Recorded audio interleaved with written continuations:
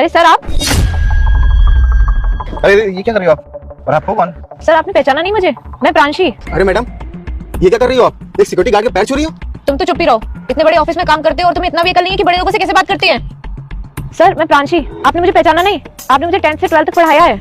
अच्छा प्रांशी पांडे राइट? जी सर मैं प्रांशी, और जो सामने कंपनी है ना, मैं उसमें बहुत अच्छी पोस्ट पे हूँ, और मैं आज जो भी हूँ बस आपकी वजह से हूँ।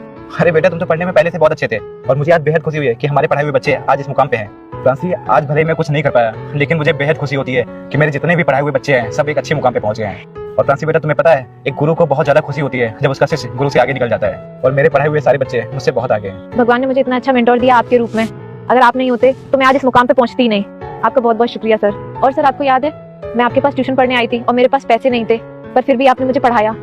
पर सर आप सिक्योरिटी गार्ड, आप इतने पढ़े लिखे हैं, आप इतने इंटेलिजेंट हैं, और आप सिक्योरिटी गार्ड की जॉब क्यों कर रहे हैं?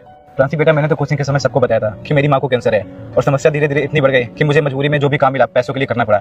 और देखो आज मजबूरी में मैं सिक्योरिटी गार्ड की जॉब कर रहा हूँ। मैंने अपनी माँ के इलाज के लिए बैंक वालों से लोन लिया था, और टाइम से लोन बैंक का नहीं चुका पाया, तो इस वजह से मेरा घर भी जब्त हो गया।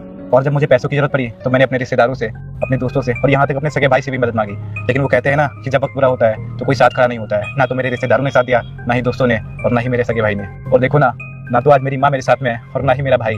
और उसके बाद में लोन चुकाने के चक्कर में मुझे मजबूरी में जो भी जॉब मिली उसे मैंने सबसे पहले पकड़ लिया। मैं सराफ देता हूँ तेरी माँ मर जाएगी, यह कसम हम नहीं आपको देना चाहता हूँ। जल्दी से वीडियो को लाइक कर दो और सब्सक्राइब कर दो, कमेंट में जय माँ गाली लिख देना। तो ये नौकरी मेरे लिए मजबूरी में थी, लेकिन अब मजबूरी से कब जरूरत में बदल गई मुझे पता ही नहीं चला।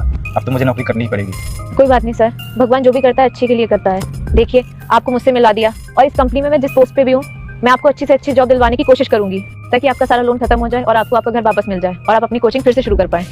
लेकिन बेटा मैं तुम्हारे साथ इस कंपनी में कैसे जॉब कर सकता हूँ? मैं तो इस कंपनी का मामूली सा सिक्योरिटी गार्ड हूँ। अरे नहीं सर, आपने मेरे लिए इतना कुछ किया है तो क्या मैं आपके लिए इतना सा नहीं कर सकती? सर आप मेरे साथ चलिए।